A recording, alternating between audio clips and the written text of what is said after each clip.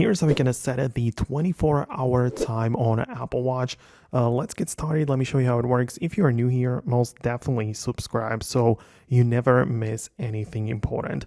Now, it all comes down to your watch settings. So I just go on my iPhone, the one which I use to set up the Apple Watch, check out the watch application dedicated for the settings, get in there, scroll through the available menus and find the clock section. So we don't go to the general, instead we go to the clock. And literally the first toggle on the top of the list is the 24-hour time. So you get the ability to enable it and switch between the 12-hour mode to the 24-hour mode. Naturally, this doesn't change the time zone or it doesn't adjust the time in any other way. It only changes the view, right? So it's like, it's not going to say 2 p.m., but it's going to say 14 o'clock, right? So that is the whole point behind it.